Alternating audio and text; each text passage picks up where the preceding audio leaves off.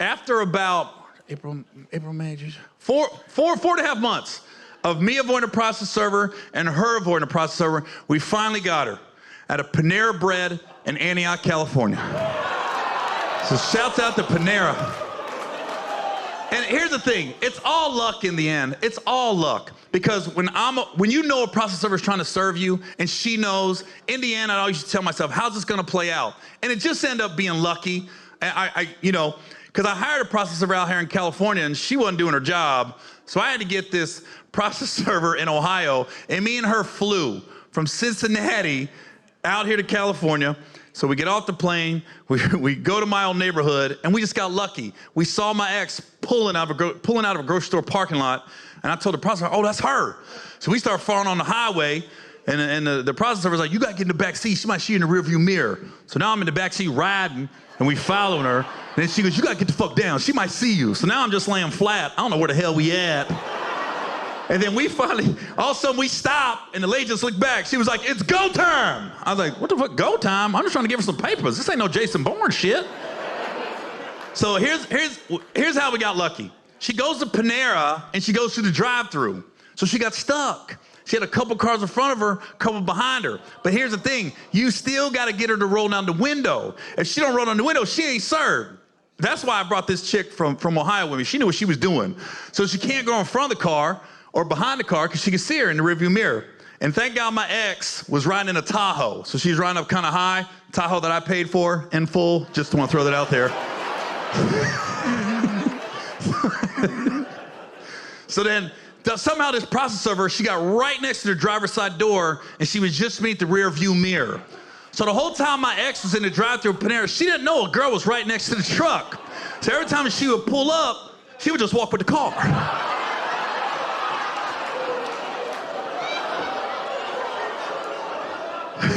She finally rolled down her window to place her order. She just stood up. She was like, you're served. I said, oh, we got her.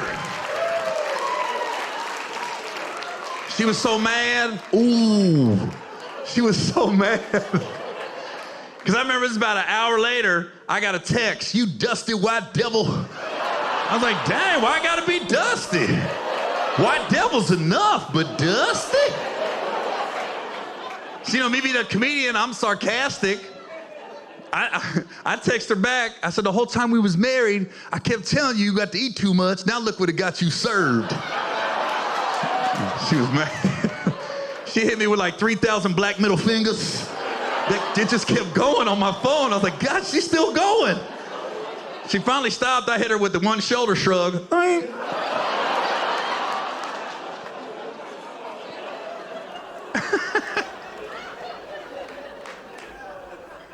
I think the hardest part about, the craziest thing about a divorce, man, especially you go through a public, messy divorce, that's when you especially find out who your real friends and family are. Because, man, I lost, my whole circle changed. I lost a lot of friends, a lot of family members because of my divorce. My dad, that hoe bag bitch, man, I never knew my dad was a hoe bag bitch till my divorce happened. So, man, I came out his dick. All the dicks in the world, and I came up a hoe bag bitch dick. Okay, so clearly I gotta explain why I called him that. You can't just call your dad a hoe bag bitch. You're not gonna detail why he's a hoe bag bitch. So I say my dad, I use that word very loosely. Like, he wasn't around when I was growing up, but then when I got a little older and I got on TV and got in a couple movies, he started popping up a lot more. It's weird how that happens. So I think in the back of my brain, I kind of knew what it was all the time with him, right? So when I was on the run, right, one of the weekends I was on the run, a friend of mine got me an Airbnb in Sedona, Arizona. So I'm at this Airbnb for a week. And after about 2-3 days, I was getting bored. So I was seeing this young lady, and I called her. I said, hey, can you come out to Sedona for a few days? Now, keep in mind, this is 6 months after we had been separated. So it's not a side chick, it's not a mistress. I'm allowed to date, my ex allowed to date. So me and this girl were hanging out in Sedona. Now she's getting bored. So one day we woke up, we said, well, let's go to Grand Canyon. I've never been, she's never been, let's go. Couple hour drive. So we go there. Keep in mind, nobody's served yet. So my head's still on a swivel. And I thought Grand Canyon was some more white shit I could do and blend in. But then there was a couple brothers there that day, but they wasn't hiking down because they didn't want to get their Jordans dirty. I was like, damn, you bought some crispy white ones. So like anybody when you go to Grand Canyon, right, you take pictures. So that day I took like 7, 8 pictures. And when I got my new cell phone, in the beginning only like 10, 15 people had my cell number. So I'd always text people in a group chat to let them know where I'm at, keep them updated on my whereabouts and stuff. So my dad was in the group text. At that point, I thought I could trust him. So in one of the pictures of the Grand Canyon I took, and the girl was in the picture with me. And nobody brought up, nobody said anything. I thought nothing of it. Fast forward a couple weeks later. It's July 4th. I fly home to Cincinnati. I said, I want to go to Reds game. So I'm going to go to Reds game. I can't sit in the stands with everybody else. I got to get a suite because I can't risk sitting in the stands and a motherfucker walking up going, you want some peanuts and papers? So I had to get a suite. So I called one of my buddies up. He invited like 7, 8 of our mutual friends, and everybody knew the rules. No social media posts, no pictures, no announcements. You're at the game. We had a great day at the ballpark. The next morning, July 5th, 7:17 in the morning, I get a voicemail from my dad. Hey, it's your fucking dad, and you don't respect me. And he just starts cussing me out. I go, what the fuck's he mad about? Then he sends me a long text about an hour later how he heard I came in town. I went to the Reds game. I didn't invite him. He's come to expect this behavior from me. I never include him in shit. I'm like, whoa, wait a minute. This motherfucker's mad about a Reds game? Keep in mind, motherfucker never took me to a Reds game growing up. I didn't feel the need to take your old ass to a Reds game. So I said, let me call him. So when I called him, I said, it's gotta be something deeper than that. First words out of my mouth, hey Dad, I got your voicemail, I got your text. He goes, yeah, I meant every word of it. I was like, this ain't gonna end well. So now we're talking, it's getting heated. Here's a problem with my dad, he's a bit of a bully. He likes to cuss people out. The problem is, when he tries to cuss me out, he forgets that I hang out with a lot of black people. So I can cuss him out better than he can cuss me out because you become a product of your environment. So my dad got mad and hit me with a, well, fuck you. I was like, well, fuck you bitch ass wife, fuck your fucking family, homie. I hung up on him. So, when I hung up on him, this whole bag bitch, that picture of me and the girl from the Grand Canyon, he sent it to my ex-wife. Then he took that same picture and posted it on his Facebook page, put the middle finger emoji in front of it. Then he posted a picture of my ex-wife on his Facebook page and was like, I got your back to this divorce. You've always been like a daughter to me. Keep in mind, my dad don't like black people at all. Has no black friends. Motherfucker's a Trump thumper. Not Trump supporter, Trump thumper. Like, I ain't saying he rushed the Capitol. He was at the monument. That motherfucker made the trip, but now he wants to support a black woman. You hoe bag bitch. And I meant every word I said. His wife can get it too. That Tom Petty looking hoe. Free falling ass bitch. Flat ass, no titties. Built like an overdeveloped 6th grader. If that hoe landed on Jeffrey Epstein's island, they'd say send her ass home. What the fuck we do with this? She ugly as fuck. Flat ass motherfucker. If she went to Japan, all the Japanese women would be like, oh fuck, look at how flat the her ass is. I've never seen such a flat ass. Mine's so much bigger.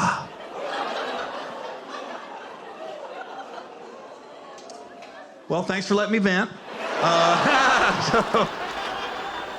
I'm gonna get a drink. Tell you what I've done since I got divorced. So I started taking gummies. Yeah, like, I never did any drugs when I was married, and then I get divorced. I was like, I'm gonna try some shit, you know?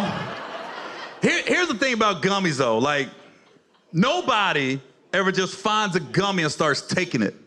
Like, somebody has to introduce you to that shit. And you better hope you pick the right friend the first time you do it. Because whoever gives you a gummy the first time you do it, they gonna talk to you like you a CVS pharmacist. Hey, what you think about, Gary? You want the 10 milligram or the 15 milligram? I want the little red bear. I want to try that little red bear. I don't think you want the bear. I want to try the bear. And they always give you all these disclaimers before you take it. All right, Gary, look, I'm gonna give you the bear. Promise me you'll be somewhere stationary when you take it. Because once you eat it, it's gonna be about 30 to 45 minutes before it kicks in, and you don't wanna be in your car driving when that happens, because you don't know how your body's gonna react.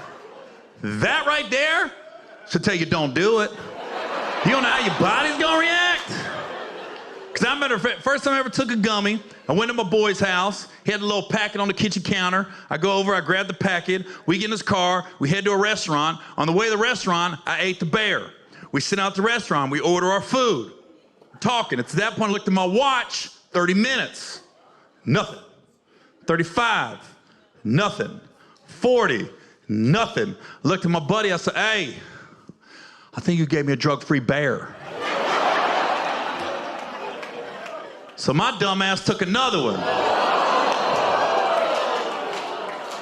Whoa, look at all the addicts. A bunch of drug heads here in San Jose. I ain't ever seen a whole motherfucking crowd go, oh! You're like a table here, a table here, not every motherfucker in here. I think the camera guy stopped filming. This motherfucker's like, too. So, here's the thing, though. Here's the thing about taking those bears 40 minutes apart. It don't matter. It don't matter that I took those bears 40 minutes apart. When those two bears met each other in my stomach, they came together and formed a bigger, stronger bear. It's not like one bear came out and 40 minutes later, the other bear came out. No. Same time the bears attack. And when the bears attack, there's nothing you can do. It don't matter how much food you eat. It don't matter how much water you drink. Somebody told me milk. Lies. When the bears attack, the only thing that can help you is time. Because when those two bears attacked me in that restaurant, I felt like I was in the movie Get Out.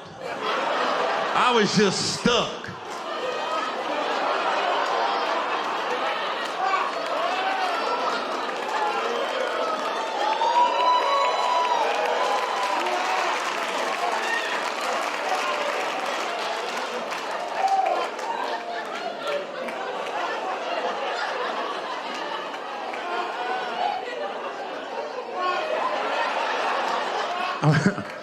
I was there, mentally I was there.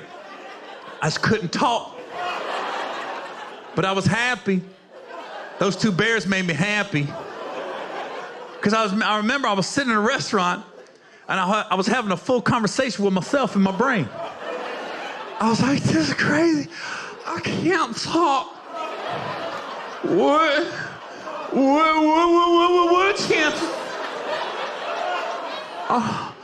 All these people are at the same restaurant I'm at. I don't know anybody here. Oh God, it came at the same time. And then the waiter finally came over with our food. And my buddy went to the bathroom. And I can't tell the waiter that's our food. I can't talk. And I'm fucking starving at this point. You know how much food you gotta eat to feed two bears? So the waiter just kept standing there, who got a chicken fried rice? Who got a chicken fried rice? And I can't say shit. I'm just staring at this motherfucker.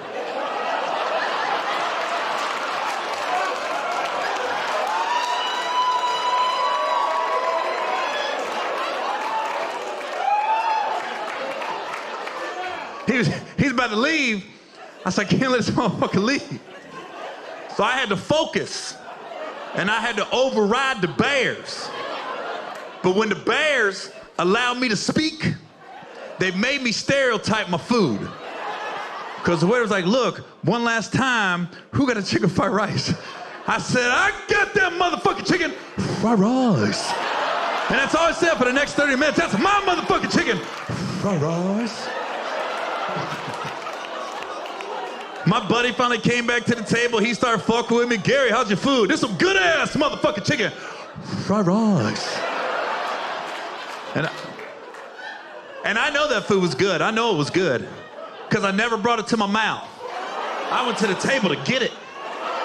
I thought my fingers was chopsticks. I was killing that shit.